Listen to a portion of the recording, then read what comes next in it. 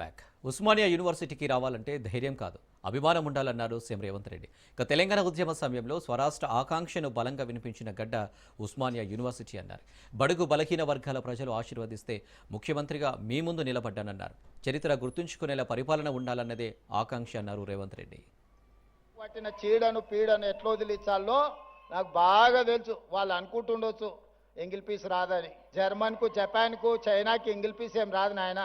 ప్రపంచాన్ని ఏలుతున్నది China, Japan, Germany.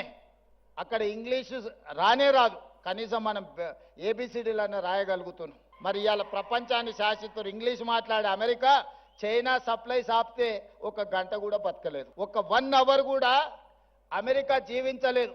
America ఎంత అప్పు ఉందంటే చైనాకు, వాడు నా అప్పు మొత్తం కట్టడానికి వంగబెట్టి బండ పెడితే మొత్తం అమెరికాను చైనాకు అప్పచెప్పాల్సి వస్తుంది. వానికి ఇంగ్లీష్ వచ్చా? జపాన్కి ఇంగ్లీష్ వచ్చా? జర్మన్లో ఉండే ప్రజలకు ఇంగ్లీష్ వచ్చా? మా ఈడ ఉండే యువమిత్రులు కూడా ఇంగ్లీష్ రాదు అనేది ఏం పెట్టుకోకండి. అదేం పెద్ద విషయం కాదు. మనకు మానవత్వం ఉండాలి, మనకు మనసు ఉండాలి.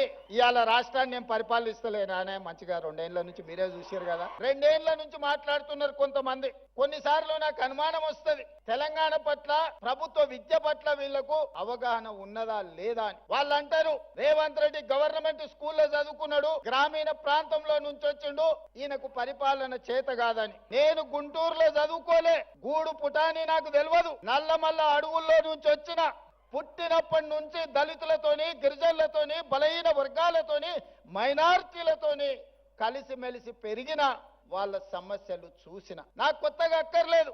గుంటూరులో చదువుకున్న వాళ్ళకు పేదరికం చూడాలంటే మెర్సిడీస్ బెంజ్ కారుల్లో పోయి ఎక్స్కర్షన్ లాగా, ఓహో పేదరికం ఇట్లుంటదా, మీ భూమి మీ మట్టి అట్లుంటదా, మీకు చిరిగిపోయిన బట్టలు ఇట్లుంటాయా, మేము ఎప్పుడు చూడలేదని వాళ్ళకు పేదరికం ఇట్లుంటదని ఒక ఎక్స్కర్షన్ లాగా ఉండొచ్చు. ఇతర దేశాలకు వెళ్ళి వచ్చినామని చెప్పుకునే వాళ్ళు మేము గుంటూరులో చదువుకున్నాం, మేము పూనాలో చదువుకున్నాం, మేము అమెరికాలో చదువుకున్నామని ఉపన్యాసాలు ఇవ్వడం ద్వారా సమాజానికి ఏం చెప్పదలుచుకున్నారో నాకు తెలియదు. ఉస్మానియా యూనివర్సిటీకి ఆగస్టులో వచ్చినప్పుడు నేను చెప్పిన, ఒక ఆయన సవాలు విసిరిండు, శాతనైతే ఆర్ట్స్ కాలేజ్ దగ్గర పోయిరా అని. నేను వాళ్ళలాగా దొంగను కాదు, ఫామ్ హౌజులు కట్టుకోలేదు, గడీల లాంటివి నిర్మించుకోలేదు. ఉన్నదేదో నాకున్నది, నా కష్టంతో, నా శక్తితోని, సమాజంలో గౌరవంతో ఇంత దూరం వచ్చిన. చాలా మంది 2 ఏళ్లలో నువ్వేం చేసినవయ్యా, మేం చూడు 10 ఎకరాలలో ముఖ్యమంత్రి బంగళా కట్టుకున్నాం, 25 ఎకరాలలో పాలించనికే సచివాలయం కట్టుకున్నాం. తెలంగాణ ప్రజలే కాదు,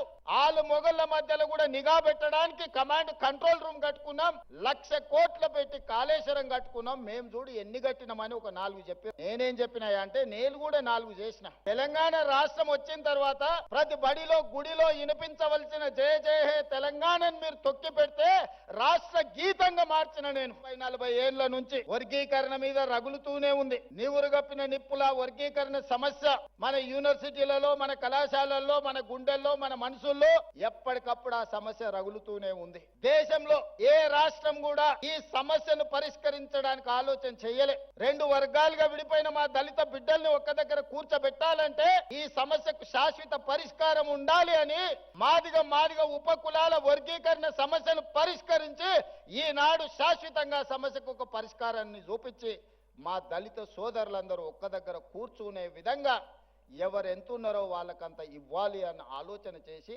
మొట్టమొదటి రాష్ట్రం తెలంగాణ రాష్ట్రం ఇవాళ వర్గీకరణ సమస్యను పరిష్కరించింది. తెల్ల దొరలు ఉన్నప్పుడు జనగణనలో కులగణన జరిగింది. 100 సంవత్సరాలు పూర్తి చేసుకున్న ఈ దేశంలో బలహీన వర్గాల లెక్క తేల్చినోడే లేడు. చెయ్యాలన్న ఆలోచన చేసిన అది ముందుకు సాగలేదు. 100 ఏళ్ల సమస్యను మేము ఆలోచన చేసి 4 కోట్ల తెలంగాణ ప్రజలలో ఎవరు ఎంత మంది ఉన్నారో పక్కాగా లెక్క కట్టి 100 ఏళ్ల సమస్యకు జనగణనలో కులగణన సమస్యను పరిష్కరించినాం. మనం చేయడం వల్ల కేంద్ర ప్రభుత్వం మీద ఇవాళ ఒత్తిడి వచ్చి 2026 సంవత్సరంలో జనగణనలో కులగణనను చేర్చాల్సిన పరిస్థితి ఈ దేశ ప్రధానమంత్రికి కల్పించి ఒక సామాజిక సమస్యకు శాశ్వత పరిష్కారాన్ని చూపించినాం. దేశంలోనే మొట్టమొదటిసారి పబ్లిక్ ప్రైవేట్ పార్ట్నర్షిప్ లో Anand Mahindra, Apollo hospitals, Reddy labs, లేకపోతే ఇట్లాంటి ఎంతో మంది నిష్ణాతులు వాళ్ళు మీ మంచి భవిష్యత్తు కోసం ప్రతి సంవత్సరం 1,10,000 మంది ఇంజనీరింగ్ గ్రాడ్యుయేట్స్ తెలంగాణ రాష్ట్రం నుంచి పాస్ అవుతారు. వాళ్ళ తల్లిదండ్రులు గ్రామాలలో ఉండే, అయ్యా మా పిల్లగాడు ఇంజనీరింగ్ చదువుకున్నాడు, పెద్ద నౌకరీ అయ్యా నువ్వు ముఖ్యమంత్రి అని వస్తుంటారు కొడంగల్ నుంచి వాడిని పిలిచి అప్లికేషన్ పెట్టుకోరంటే వానికి రాయనికి వస్తలేదు. వేరే పని చేసేటోనికి పని ఇప్పించుడు నాకు అలకగా ఉన్నది. ఇంజనీరింగ్ చదివిండి అంటే ఇప్పించుడు చాలా కష్టంగా ఉన్నది. సర్టిఫికేట్ అయితే వచ్చింది కానీ సాంకేతిక నైపుణ్యం లేదు. అందుకే యంగ్ ఇండియా స్కిల్స్ యూనివర్సిటీ ప్రారంభించి ఆ పిల్లలకు శిక్షణ నైపుణ్యాన్ని ఇచ్చి వాళ్ళని ప్రయోజకులను చెయ్యాలి. ఈ రోజు సమాజంలో డిమాండ్ ఉంది కానీ సప్లైలో ఉన్నారు కానీ సమానమైన నైపుణ్యం లేదు. అందుకే యంగ్ ఇండియా స్కిల్స్ యూనివర్సిటీని